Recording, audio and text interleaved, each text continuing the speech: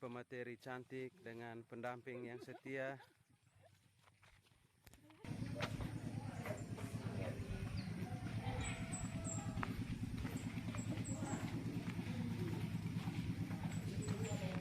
Salam BKKBN. Berencana itu keren. Jadi segala sesuatu itu harus direncanakan supaya keren. Lagi salam genre. Remaja genre. Saatnya yang muda yang berencana. Ya, silakan dulu kembali. Ibu Sri Kandi dan kedua temannya datang menambal otak kita cuma-cuma, bahkan tidak dibayar. Pak mau sampai ke begini, kami berempat di sekolah, kami tidak bisa tambal ban di bengkel, kami tidak bisa dari perahu, kami hanya bisa hidup dari menjual suara. Maka Pak meminta hari ini kamu harus lihat dari sisi kostum Bapak, Ibu dan Pak datang menjual, sebenarnya harus dibayar. Tapi mereka datang dengan filosofi memberi, bahkan mungkin karena ada Sri Kandi, ada Ibu, sehingga memberi seperti seorang ibu, merayakan pemberian bayar. Itulah pemberian yang tulus. Pemberian yang tulus. Mudah-mudahan itu bekal untuk bisa membawa rumah. Saya sebagai kepala sekolah dan Bapak Ibu sini saya mengucapkan banyak terima kasih. Kalian punya beban, saya juga punya beban pribadi.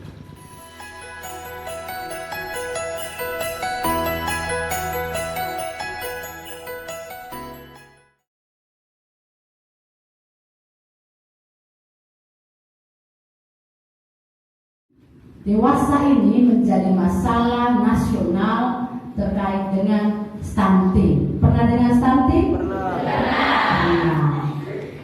Kira-kira stunting itu apa? Gizi kurang. Gagal tumbuh. Apa lagi? Gizi kurang, gagal tumbuh, kecil, pendek. Ada yang pendek di sini? Bisa dikategorikan sebagai stunting? Bisa.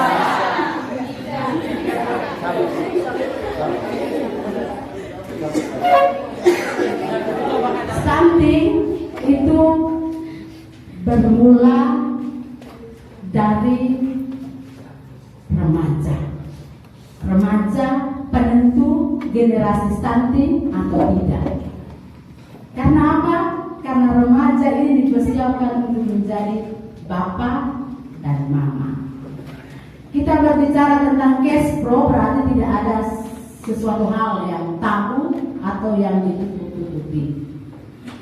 Artinya bahwa informasi itu harus disampaikan secara transparan supaya remaja tidak ada keingintahuan yang lebih besar terkait dengan organ-organ reproduksi. Adik-adik sekalian, berbicara tentang kesehatan reproduksi, saya mengambil topik kenali dirimu, kenali kesehatan reproduksimu. Artinya yang tahu tentang diri saya sendiri. Yang tahu tentang kesehatan reproduksi saya sendiri. Tetapi masalahnya bahwa bukan cuma saya sendiri tahu, tetapi siapa yang paling dekat dengan saya yang tahu itu? Orang tua atau teman? Lebih besar nih orang tua atau teman?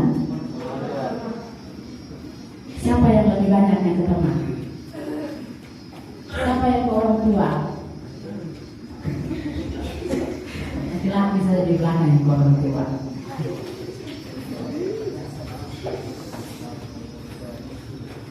Jadi adik-adik sekalian, kita sejak bayi, anak-anak, dewasa, orang tua, lansia, itu adalah sebuah proses.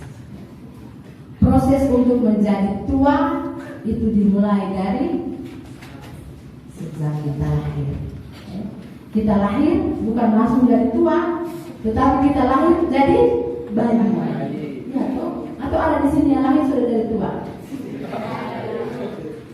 Dari bayi hingga menjadi tua itu adalah proses. Dan seperti apa proses itu sangat tergantung pada kondisi kesehatan. Mau umur 50 tahun, mau umur 60 tahun, mau umur 70 tahun, sangat tergantung pada kondisi kesehatan kita. Kalau sakit-sakit kan tidak mungkin sampai umur 50 tahun. Oleh karena itu, kenali dirimu, kenali juga kesehatan reproduksimu. Kalau engkau tidak mengenal dirimu, berarti engkau tidak menjaga kesehatanmu, engkau tidak menjaga semua hal yang berkaitan dengan organ reproduksimu, maka bisa saja satu jengkal tadi itu, satu langkah tadi itu. Artinya bahwa dengan perkembangan ilmu pengetahuan dan teknologi, dengan pergaulan yang begitu bebas, dunia ada di dalam genggaman Android. Mau baik juga di dalam, mau tidak baik juga di dalam. Oleh karena itu, generasi kita ini bukan lagi disebut sebagai generasi milenial, tetapi disebut dengan generasi zilenial. Sudah dengar atau belum generasi zilenial? Belum. Kalau dulu kan kami ini generasi milenial, milenium, tahun milenium. Tetapi sekarang bukan milenial lagi. Sekarang orang sebut dengan generasi apa? Generasi zilenial. Kenapa disebut generasi zilenial? Karena buka mata sudah lihat HP. Mau browsing Google, Twitter, Telegram, WhatsApp, Facebook, Messenger, TikTok. Ya toh? Iya. Anak SD saja dia bilang TikTok. Belanja di mana? TikTok. Mau belajar cari kosakata, carinya di mana? Google, bukan di kampus. Google. Tidak pakai lagi SMS, WhatsApp, Messenger. Dan ini menjadi masalah. Masalah atau tidak? Masalah. Kenapa masalah? Karena tidak dikelola dengan baik. Kalau sepanjang hari bangun tidur, HP. Tidak kerja, dalam kamar, WhatsApp, Messenger. Tidak lama sudah hilang. Tidak bisa bantu mama, tidak bisa belajar, nilai anjlok. Dengar-dengar, oh dia di sana sudah ada pacar, dia di sana sudah hamil. Iya, itu realita. Oleh karena itu, kita sebagai remaja yang besok-besok melangkah kepada jenjang keluarga, kita perlu tahu terkait dengan kesehatan kita, tahu terkait dengan perkembangan kita. Kalau secara fisik, perkembangan remaja itu kita bisa lihat seperti apa laki-laki, seperti apa perempuan. Secara fisik ada pertumbuhan pada organ-organ tertentu, pada area-area tertentu, dan itu normal. Tidak normal kalau tidak berkembang. Ya toh? Tidak normal kalau dia seperti anak-anak terus, itu tidak normal. Dia sudah masuk ke jenjang remaja, berarti dia sudah harus berubah. Suaranya mulai parau, bass. Di sini sudah mulai merdu. Bodi sudah gitar Spanyol. Di sini jantung sudah tumbuh, mulai isap rokok, mulai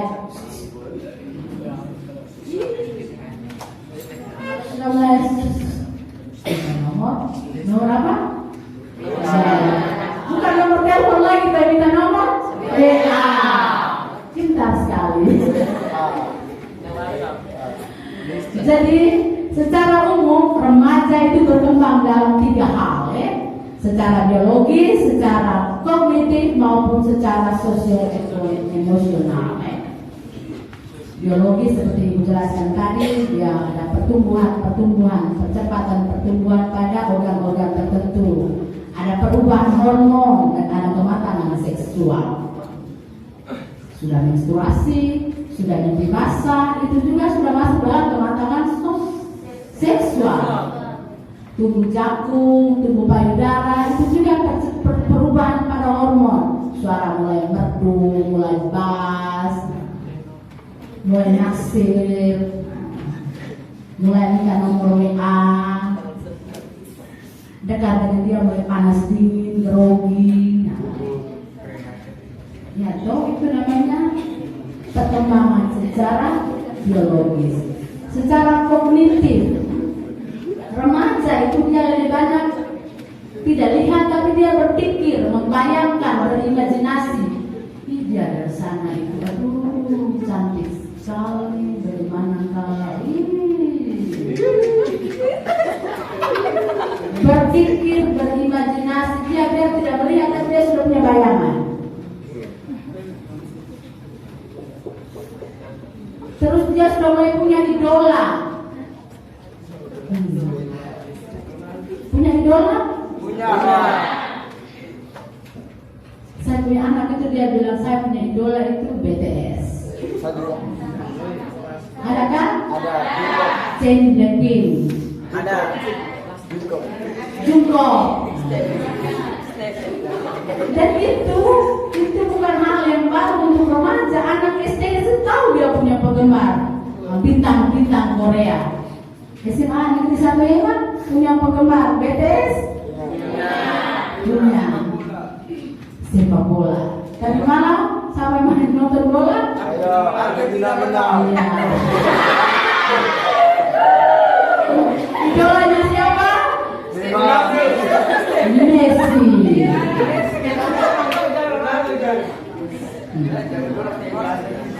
Terus remaja juga berkembang secara sosio-emosional, mencari identitas diri.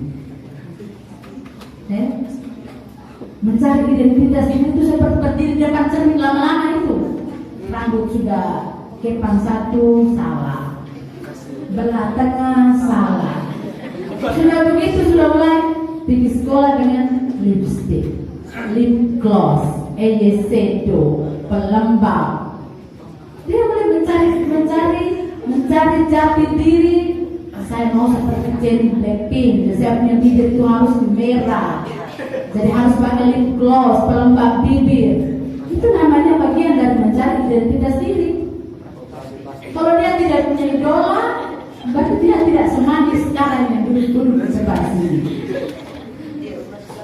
Kalau dia tidak mencari identitas diri, berarti tidak ada yang gaya-gaya rambut poni di depan. Ya toh, lepas sedikit, asalkan jangan kasih merah. Atau ada yang kasih merah rambut? Terus secara sosio-emosional juga memiliki konflik dengan orang tua. Aman, apa saja kan? Aman sebentar saya mau bekerja PR jam berapa? Di sini kerja PR jam berapa sore? Jam 6. Pas Aman bilang jam 6 bekerja PR dengan siapa? Aman, sudah tahu kan? Anak muda. Aman ini tidak gaul bukan? Dan lebih banyak bukan membutuhkan orang tua, tetapi dia lebih banyak ke teman, curhat juga di teman. Betul tidak? Pernah tidak kamu curhat bilang, Amai saya punya pacar nama itu? Ada tidak yang begitu? Tetapi kalau di teman,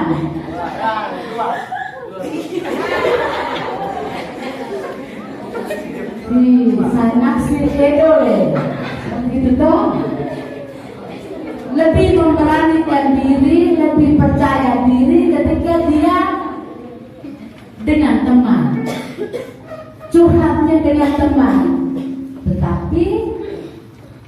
punya dampak tidak? Dampaknya bisa saja baik, bisa juga tidak baik. Bergaul dengan teman, dampaknya bahwa saya punya nilai ujian besar. Saya juara 1, teman juara 1, saya juara 2. Itu baru pergaulan yang baik, yang positif, yang sehat. Tetapi kalau dia di sana, saya bergaul dengan dia di sana, dia ketemu pacar, saya jadi nyamuk. Dia ketemu pacar di rawa-rawa sana, saya tunggu di sini. Betul dong? Yang senyum-senyum biasanya buat.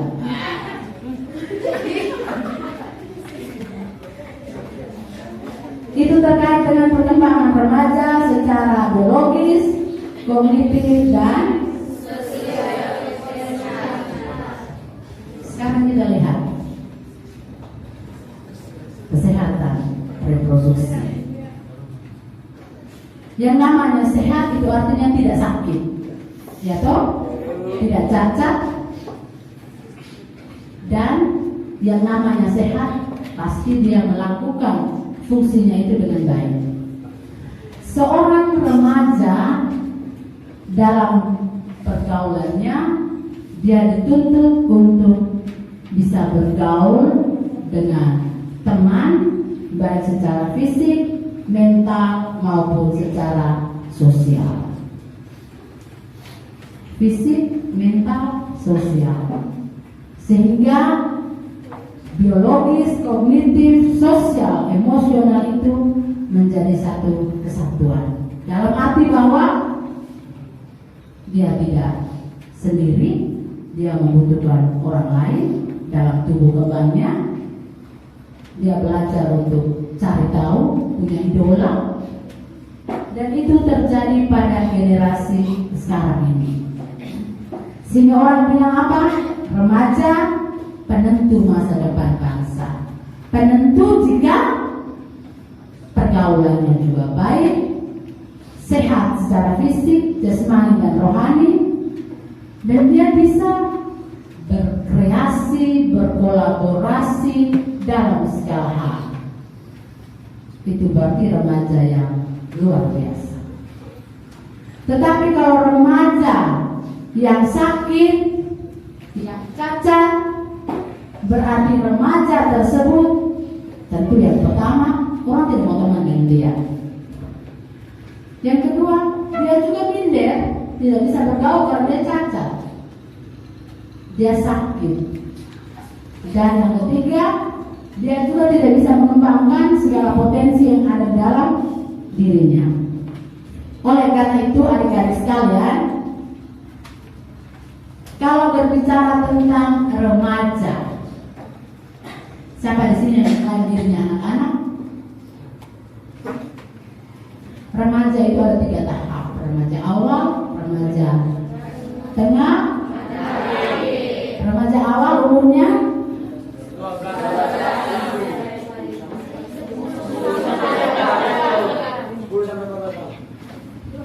12. Coba yang tadi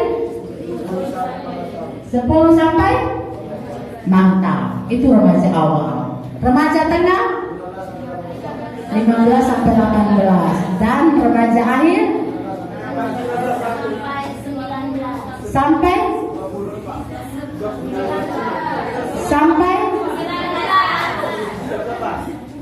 18 sampai 24 tahun.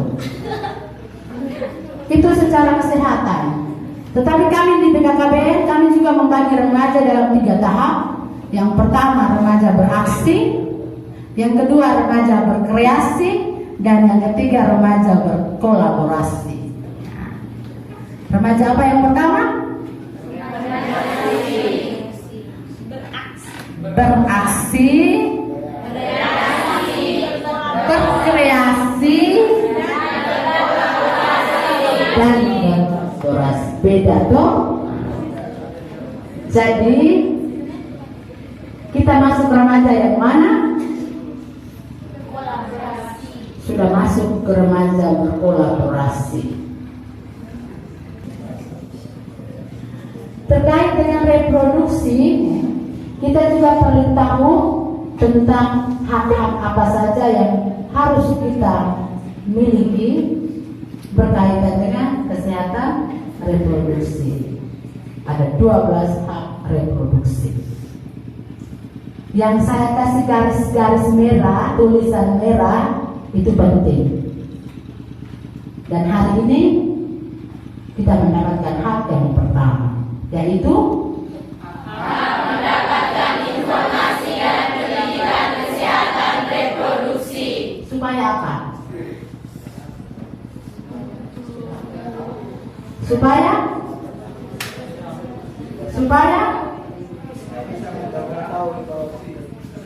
Supaya kita memiliki informasi dan pengetahuan yang baik, yang benar tentang kesehatan reproduksi. Baik dan benar.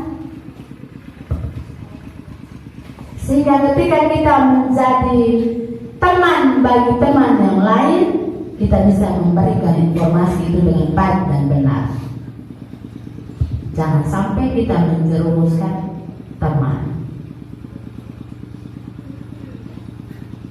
Seperti kalau lagi mens tidak boleh cuci rambut, itu sudah fakta. Kalau lagi mens tidak boleh cuci rambut, itu sudah fakta.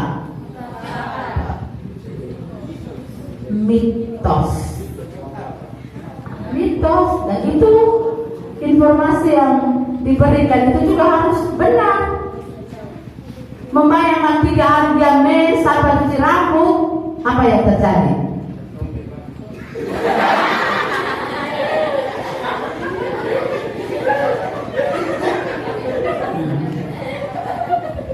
Oleh karena itu, terkait 12 hak reproduksi, mulai dari informasi dan pendidikan, pelayanan terkait dengan kesehatan reproduksi, berpikir, bebas berpikir, dan satu lagi di sini menentukan jumlah anak. Iya, reproduksi, menghasilkan kembali. Kita yang ada di sini, yang manis-manis, yang ganteng-ganteng, ketika kita lahir, kita itu disebut sebagai pemenang. You are the winner. Merasa sebagai pemenang tidak? Siapa yang bisa beri alasan kenapa disebut sebagai pemenang?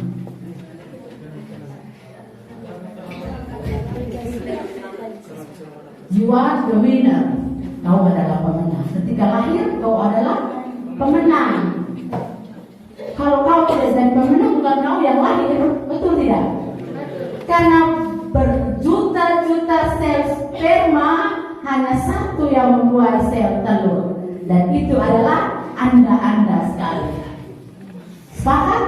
Sepakat. Makanya disebut sebagai pemenang.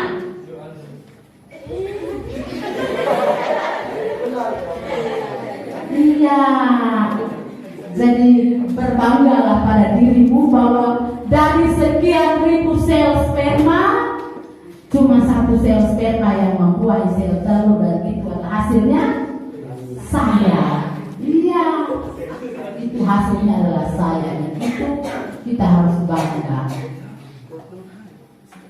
Oleh karena itu, jagalah dirimu, jagalah kesehatan reproduksimu. Kalau tidak jaga, maka bencana. Bencana tidak? Bencana. Kenapa bencana? Kesian kan kalau manis-manis, cantik-cantik, tidak lama Pak Kepala Sekolah dengar dia sudah hamil. Aduh, menyesal nonanya manis, rambutnya air, kulitnya putih, bodinya gagah, hamil setelah ujian akhir. Rugi tidak? Rugi, menyesal tidak? Rugi karena apa?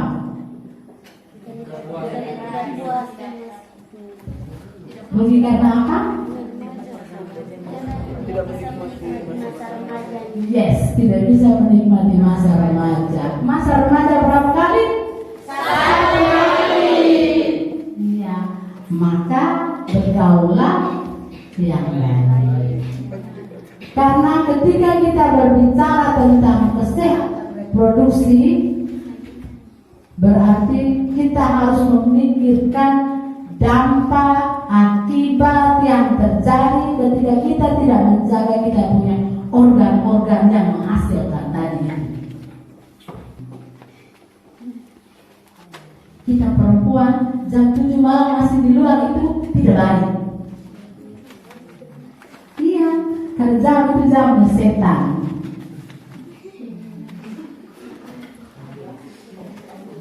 Lewat dari atas masuk di rumput-rumput tinggi-tinggi, pohon-pohon pisang, setan semua itu.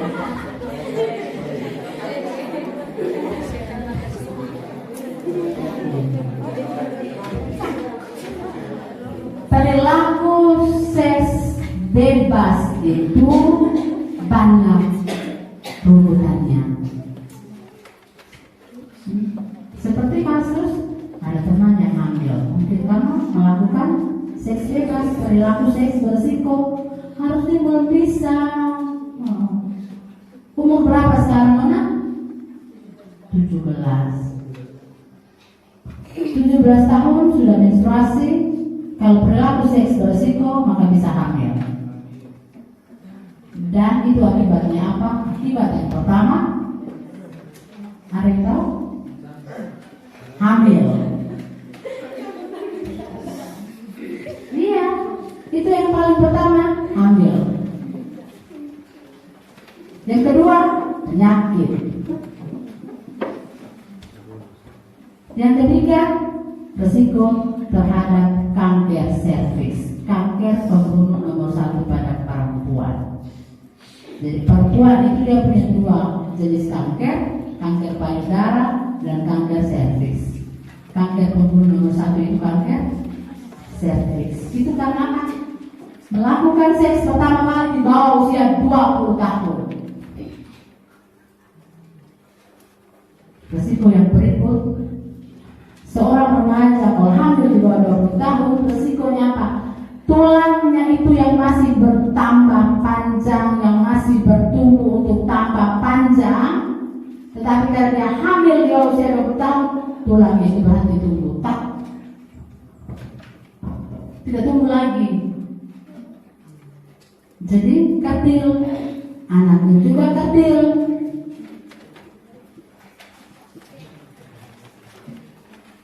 Dan resikonya apa? Jelas, hamil, keluar dari sekolah, tidak bisa mengenyam pendidikan lagi. Orang tua datang mengemis di kepala sekolah, tolong biar anak saya ini sekolah dulu. Tidak bisa, sudah hamil, mau sekolah buat apa lagi? Dan menjadi masalahnya jika hamil terus si laki-lakinya bilang, bukan cuma saya. Paham sampai di situ? Paham. Saya hamil. Gara-gara pergaulan bebas saya hamil. Terus saya bilang suami saya ini. Tetapi suami saya bilang bukan cuma saya. Berarti bisa dipikirkan itu tanda tanya. Bagaimana pergaulanmu?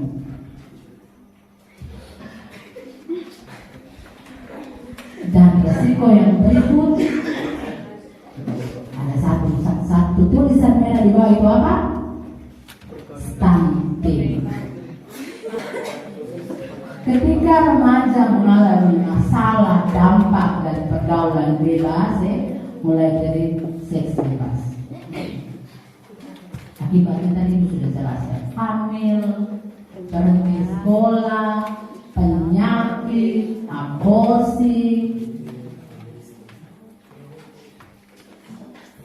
penyakit,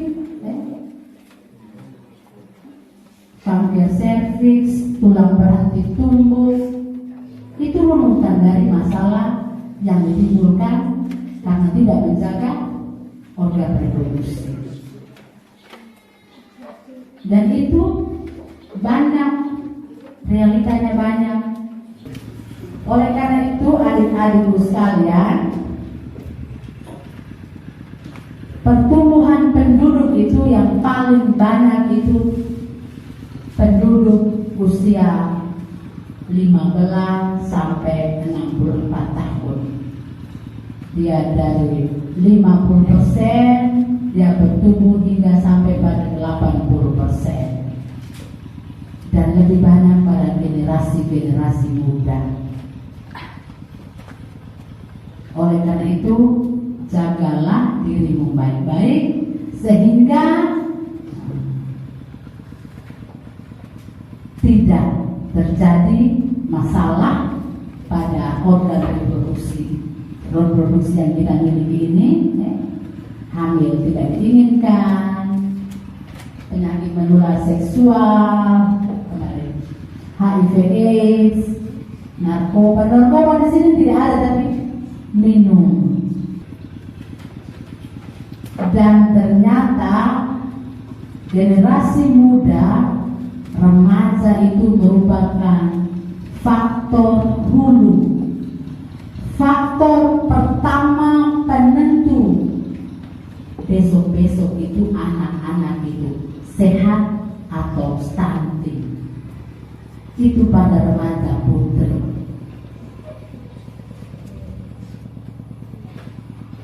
Ibu, saya pendek, apakah besok-besok anak saya juga pendek?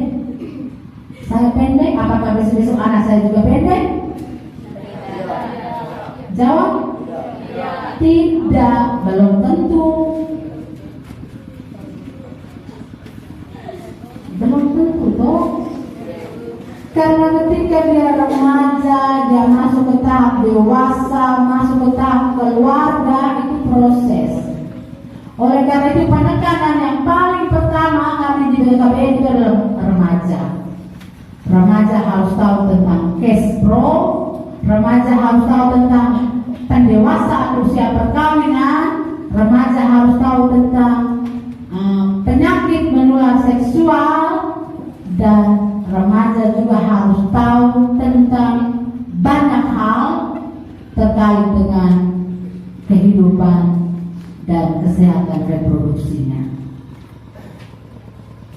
Jadi kita yang ada di sini paling sederhana mandi satu hari 3 kali. Kalau 3 kali tidak bisa mandi, paling minimal 3 kali ganti pakaian dalam. Minimal 3 kali ganti pakaian dalam. Pakaian dalam yang sudah remo-remo, buang. Yang karet dia sudah terlepas, buang. Beli baru mana?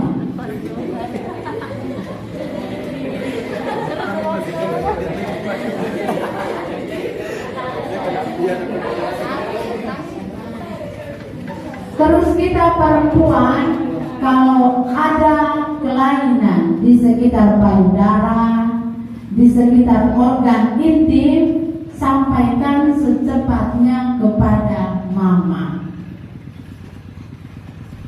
Kemarin kami menemukan ada seorang remaja, dia punya masalah terkait payudara. Payudara kiri dan kanan itu sama, tidak ada beda. Tetapi ketika sudah ada perbedaan, ada masalah di sebelah dan sebelah lain, itu masalah cepat. Ketika kita mens, mens itu 1 bulan 1 kali, tapi kalau 1 bulan juga mens ada 2-3 kali, darah keluar sebanyak itu sudah masalah. Itu masalah, bukan bilang, saya mensin hari sudah, minggu depan saya mens lagi. Itu masalah, itu pendarahan yang tidak wajar. Selama menstruasi diusahakan supaya 1 hari minimal itu ganti sampai 3-4 kali ganti. Apalagi hari kedua. Ibu kami punya sore baru ganti, masalah.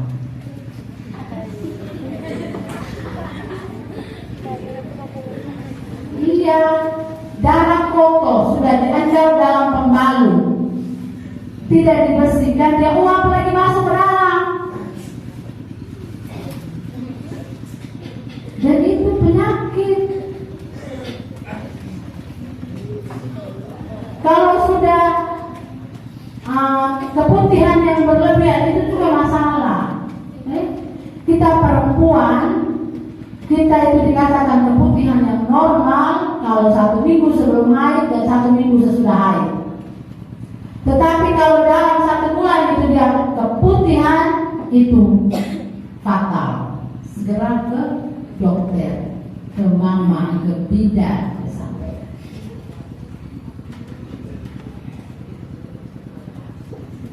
Karena apa? Karena kita tidak tahu kita punya kondisi di dalam rahim itu seperti apa. Kalau dia 1 bulan dia mens non-stop, itu juga penyakit. Bisa paham sampai di sini? Saya punya pertanyaan satu ini. Kira-kira menurut adik-adik semua yang ada di sini, apa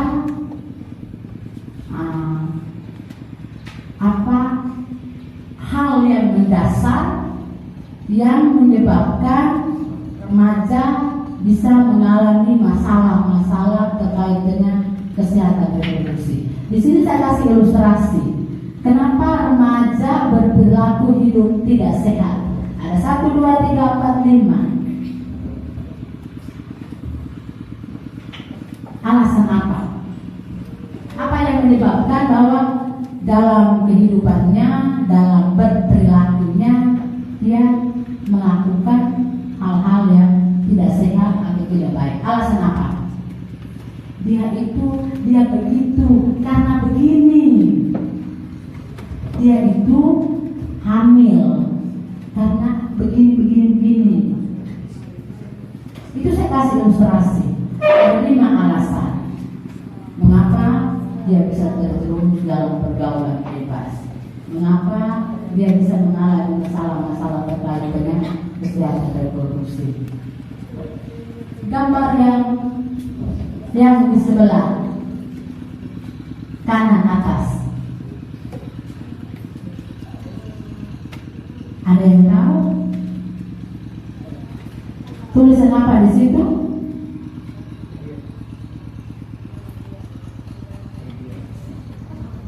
Dari awal kan saya sudah bilang, dunia itu di dalam genggaman. Kira-kira masalahnya apa? Apa penyebabnya? Ya, salah menggunakan teknologi. Bahasa yang lebih keren sedikit.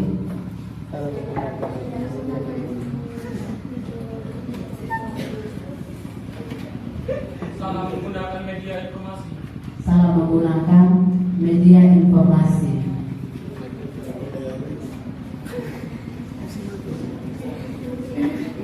Penyebab yang pertama ya pengaruh media.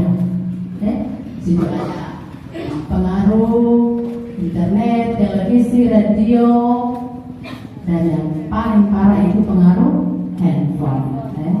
Jadi remaja itu bisa berperilaku tidak sehat karena dia tidak memanfaatkan media itu dengan baik. HP tadi dia pakai dari buka kaki pulsa yang harusnya 1 bulan, akhirnya jadi 1 minggu.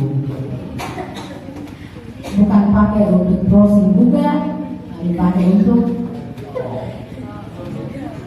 download film-film yang tidak bagus. Jadi hati-hati kalau laki-laki, anak-anak, kalau 2-3 orang berkumpul terus pegang 1 HP, senyum-senyum, merimis-merimis. Tanya dulu, nonton apa itu? Terus yang kedua,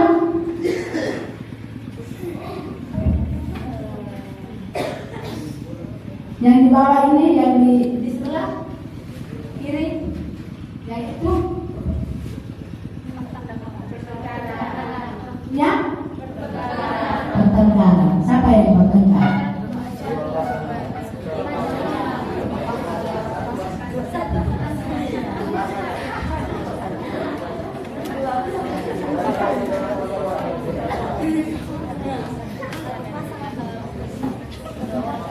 Iya, kehidupan yang tidak harmonis.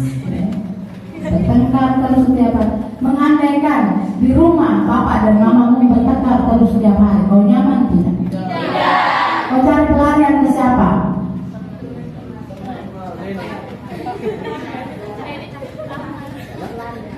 Pacar. Teman. Kalau teman bawa kau ke pacar,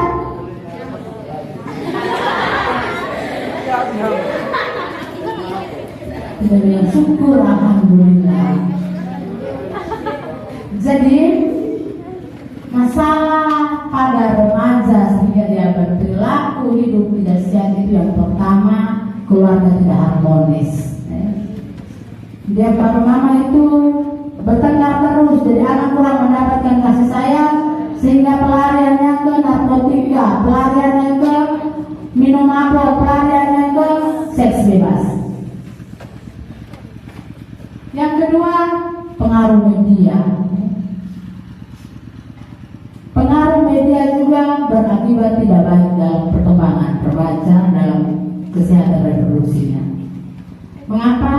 Karena ketika dia mulai melihat film-film yang tidak baik, keingintahuannya tinggi, maka dia coba. Yang ketiga, dia penat dengan pelajaran di sekolah, dia tidak bisa bersaing, dia bodoh, dia tidak dianggap. Saya di sekolah ini nilai saya rendah terus. Ada teman yang lebih pintar dari saya, dia tidak mampu bersaing. Sehingga dia tidak mampu bersaing, maka dia larinya kepada hal-hal yang tidak baik itu. Minum mabuk bisa, racing motor bisa, alam di jalan bisa, dia buat sembarang-sembarang juga bisa. Yang di tengah, karena dewasa ini kehidupan masyarakat itu sudah mulai individual. Engkau punya anak, engkau keluarga, pasti tidak repot. Engkau anak mau hamil, engkau anak mau minum mabuk. Kami tidak repot, individual.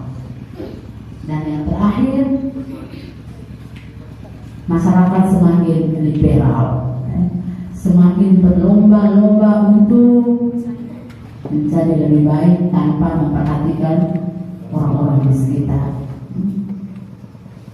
Persaingan semakin ketat.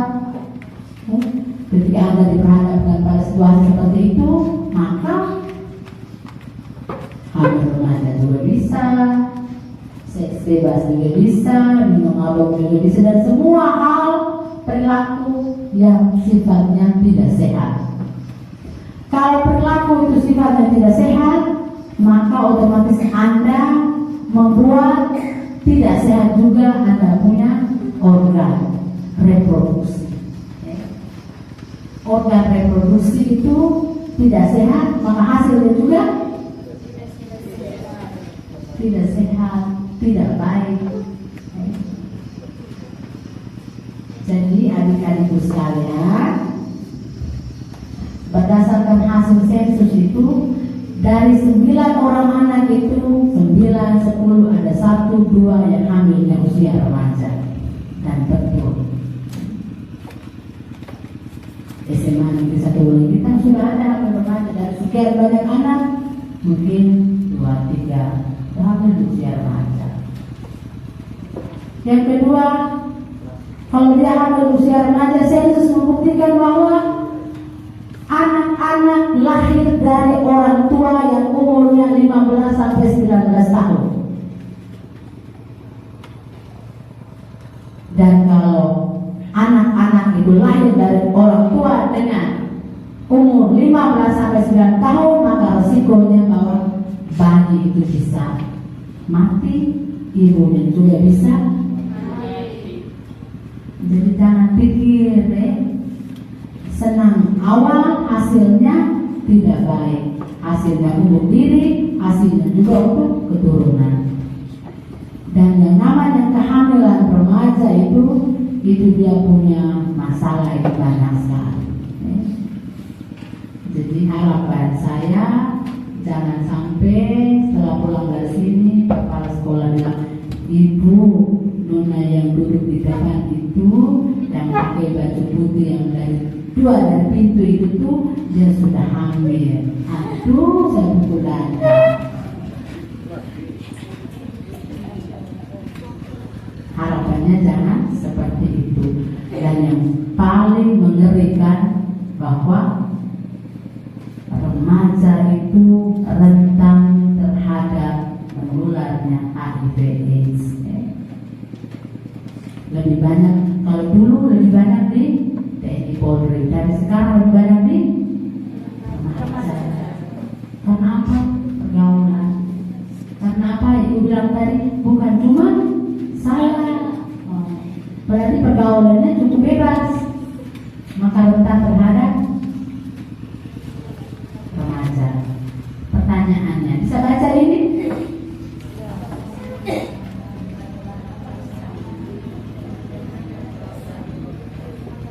Gambar ini apakah Anda menginginkannya? Tidak. Kalau seandainya terjadi padamu, apakah perasaanmu?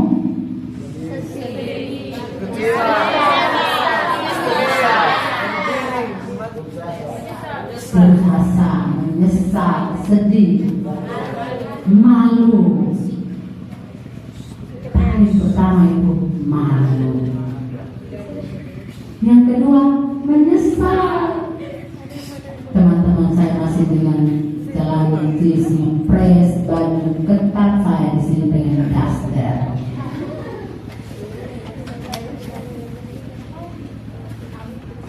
Menyesal, sedih, terpukul, stres. Dampaknya apa?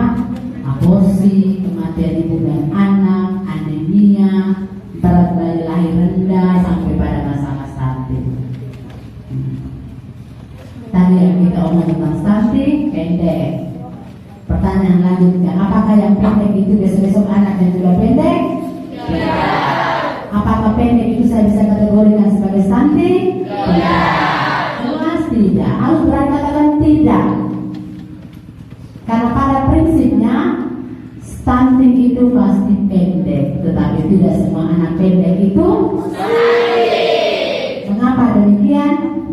Ini dia.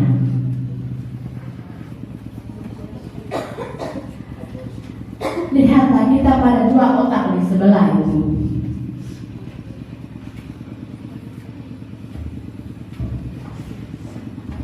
Ada perbedaan, tidak? Otak anak yang sehat dia punya banyak sekali saraf-saraf.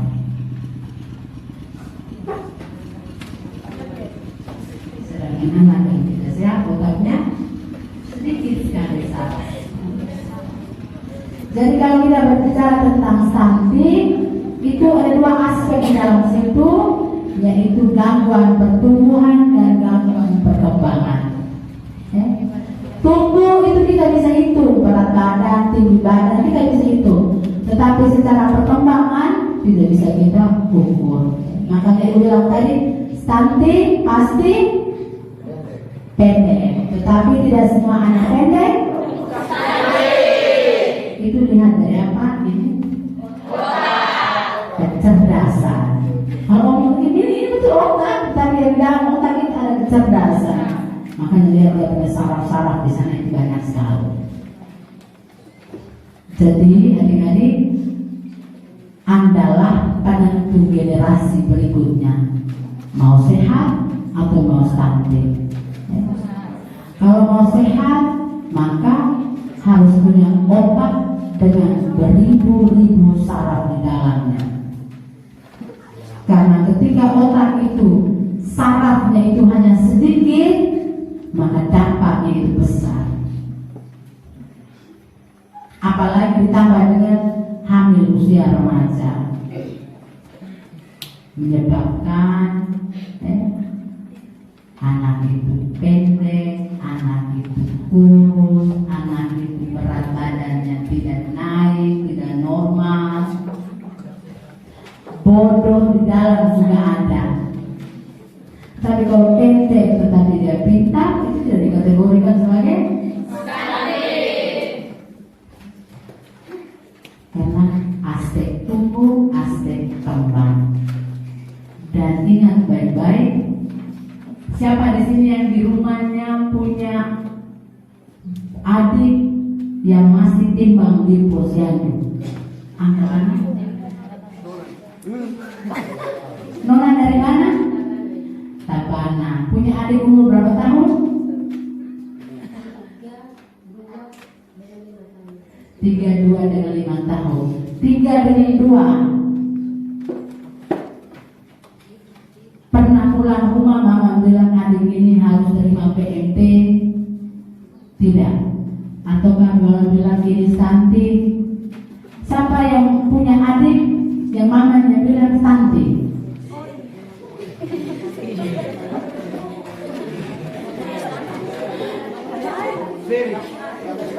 Tidak ada yang tahu? Ada?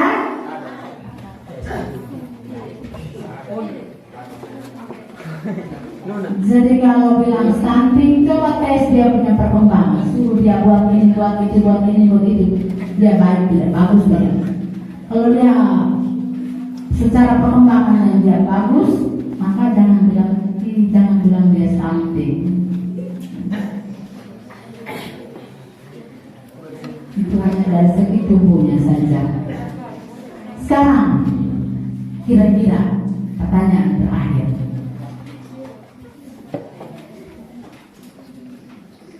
Hari-hari yang ada di sini, menurutmu kira-kira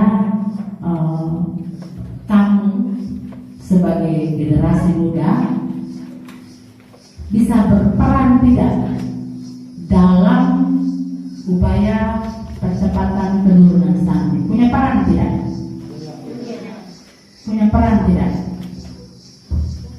Punya peran tidak? Punya. Bapak harus itu dari kau. Peran yang pertama harus bisa menyebarkan informasi.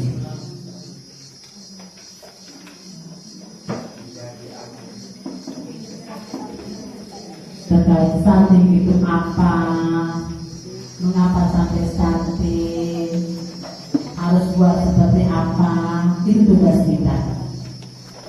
Supaya ketika orang ngomong tentang stunting, saya jangan, ya kok nggak apa ini saya tidak tahu stunting. Stunting itu adalah kondisi gagal tumbuh, gangguan pertumbuhan dan perkembangan anak akibat kekurangan gizi kronis dan infeksi berulang. Gizi kronis itu dia mulai sejak remaja. Remaja di sini dari tampilan itu saja saya bisa melihat bahwa ini remaja yang gizi buruk. Ini remaja yang anemia, kurang darah. Ini remaja yang kekurangan energi kronis. Ini remaja yang obesitas.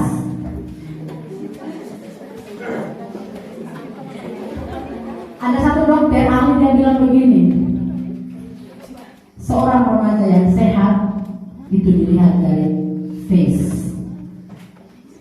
Dari mukamu penentu sehat tidaknya dirimu. Jadi kalau pucat, kuning-kuning, kerut-kerut, itu tidak sehat kalau dilihat dari tampilan dari face. Tetapi kalau senyumnya cerah, manis, bukan sekedar glowing, tidak glowing.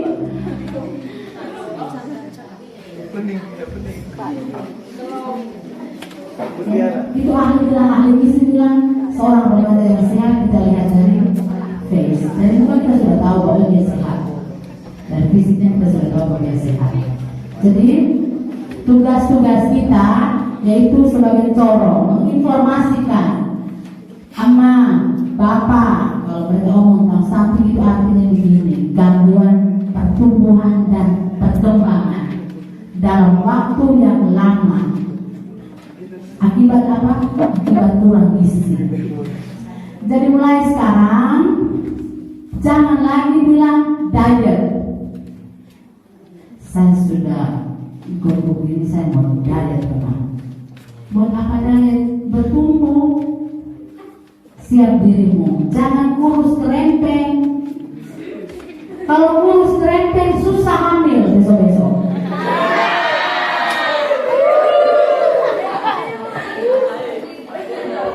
Iya, kalau kurus kerempeng itu besok-besok berkeluarga itu susah hamil karena kurus kerempeng itu dia tidak punya cadangan lemak untuk jadi makanan bayi besok-besok.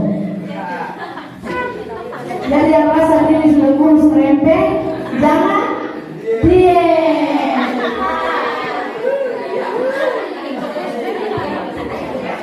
Terus yang kedua, jangan selalu terus-menerus mengkonsumsi makanan yang mengandung pewarna, pengawet, pemanis buatan. Masako dengan jagung, mangga, mente, lombok, garam, masako, mente, minumnya ale-ale. Minumnya ale-ale, kalau pedis kamu cari air, pas cari ale-ale dingin. Itu makanan yang sangat berbahaya, ale-ale. Pokoknya makanan yang mengandung pewarna, pemanis buatan dan pengawet itu jadi harus dihindari dari sekarang. Sebarkan informasi stunting melalui media sosial. Jadi hari ini channel YouTube-nya jalan, oke, fix. Jadi sebentar saya minta Pak Kepala Sekolah ngomong, saya share YouTube-nya untuk sekolah bisa share ke adik-adik. Harus di like, subscribe, dan komen. Dan yang terakhir, pesan saya bahwa menjadi kaum muda itu harus peduli dan peka terhadap lingkungan. Peduli kepada ibu hamil, peduli kepada anak-anak bayi. Nah, kalau punya adik, sesering mungkin ada bicara, suruh dia makan. Kalau di rumah ada kakak yang hamil, tanya dia, temani dia, itu tugas kita. Tapi jangan tanya, oh hamil ini buat bagaimana?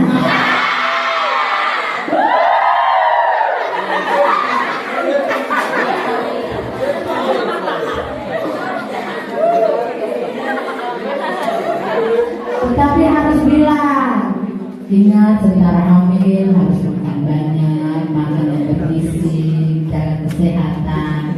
Itu tugas kita, bukan tanya seperti tadi. Dan yang terakhir, terima kasih.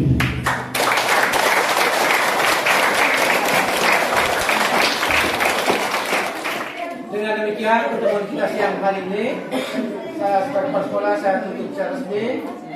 Titip salam hormat untuk Kepala Puskesmas Jayapura, juga Bapak Camat Jayapura. Sampaikan salam hormat kami dari SMA N1 kita.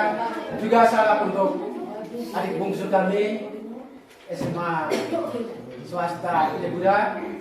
Salam hormat untuk Pak Stef dan Bapak Ibu guru yang ada di sana. Kami pernah pertemuan perdana seluruh kepala sekolah Seberang Timur, kita inisiasi dan pertemuan di sana. Saya kira ini saja. Selamat siang. Sampai jumpa di lain kesempatan.